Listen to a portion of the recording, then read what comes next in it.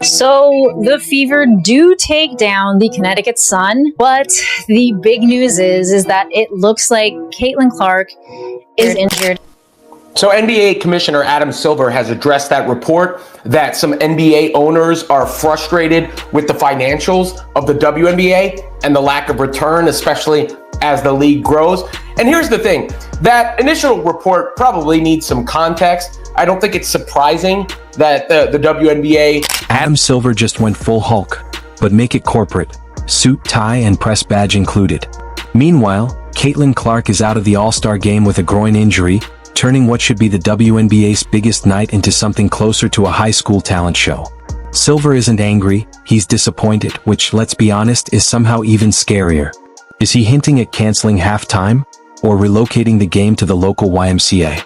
Stay tuned, this meltdown might end up stealing the show.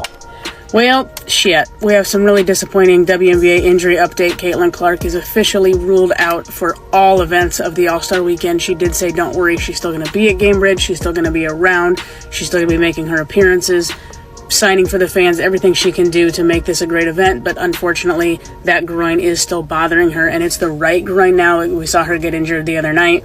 It was the left groin previously. She did release a really nice statement about it, so I'll go ahead and show you. I'm so excited for Indy to host WNBA All-Star Weekend. I want to thank Indianapolis Host Committee and all the people that have put endless work over the past year to put this event together. Caitlin Clark spent 20 years perfecting basketball, 2 decades of squeaky sneakers, buzzer beaters, and making defenders rethink their life choices. She survived double teams in middle school, full court presses in high school, and college schemes that could make NASA sweat. And yet, in the pros, she's suddenly getting thrown around like it's roller derby, with refs who look like sugar-crazed interns on their first day.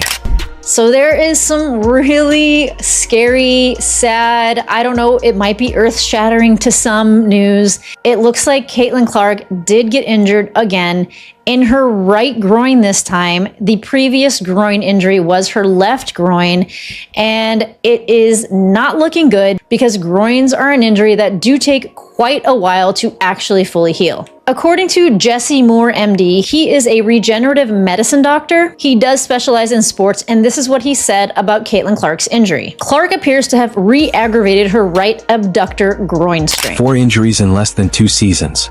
Not minor bruises, real game-changing injuries. That's not bad luck, that's a hit list. Caitlin didn't walk into the WNBA with a welcome handshake. She got elbows, body checks, and defensive schemes straight out of a WWE manual. When you're the biggest draw since sliced bread and the only one filling seats, you also become the biggest target. Imagine grinding for 20 years only to be treated like a piñata by people who couldn't beat you even with cheat codes. We've now seen, and we'll take a look, her brother called out the refs last night. We have watched Caitlin Clark get the ever-loving crap kicked out of her for, let me look it down here, looks like about 15 months now, 16 months. And they are about to find out, because I can only imagine how many people now won't tune in to the 3-point contest, that won't tune in to the All-Star game. And here's where the comedy turns tragic.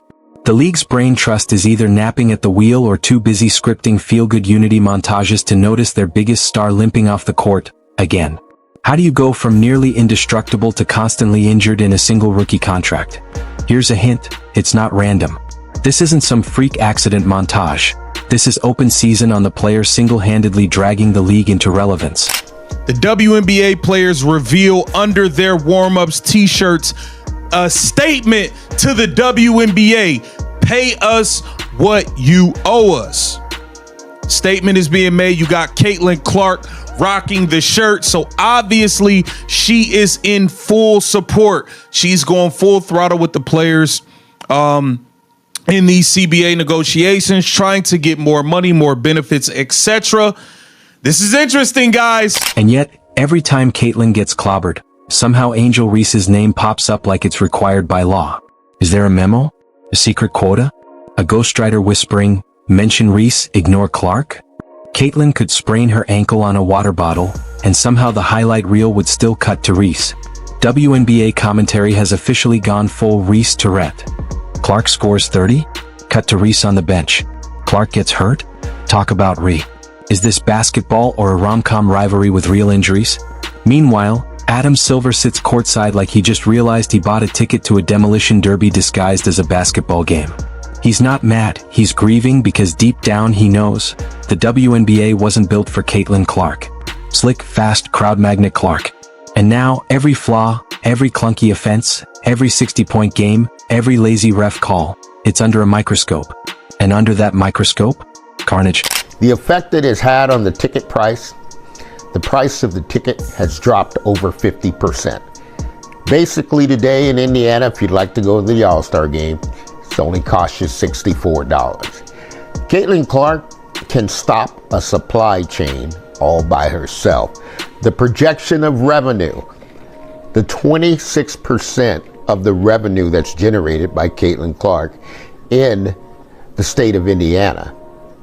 Now, all of the goods and services... What's happening isn't basketball. It's slow-motion self-sabotage, scored to whistles that show up 3 seconds late, if at all. The refs might as well be betting on the games with how little they seem to care. Opponents are playing bumper cars out there, hip checks, shoulder smashes, flying forearms, like it's open gym at Riker. Caitlin isn't just defended, she's getting mugged while the WNBA pretends it's all competitive spirit. Newsflash, when your top player is hunted on national TV and you act like it's business as usual, you're not building a league. You're burning it from the inside. Caitlin Clark didn't get hurt 4 times because she's fragile. She got hurt because she's a magnet for envy, aggression, and outdated refereeing, and no one's doing a damn thing about it. You know, I don't want to make too big an issue about one particular player, one particular call, but I think the burgeoning rivalries in professional basketball, you see rivalries obviously among clubs, but also among individual players too. Let's not pretend this is an isolated streak of bad luck. This is systematic. You don't rack up 4 serious injuries in 2 seasons by accident. You rack them up when you're being fouled harder than anyone else in the league. And the people in charge? They keep swallowing the whistle like it's dessert. The game isn't failing Caitlin, it's sabotaging her. And all the glossy marketing campaigns in the world won't fix that. Here's the kicker.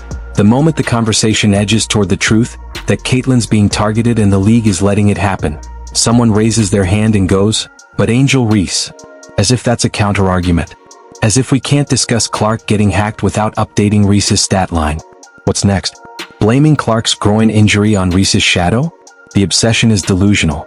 Caitlin could be out for a month, and the narrative would still twist itself into a pretzel trying to make it about growth, rivalries, or how other players are just as important. Here's reality. Nobody's buying tickets for a bench of just as important. They're showing up for Caitlin Clark, a once-in-a-generation talent being treated like she borrowed the spotlight instead of owning it.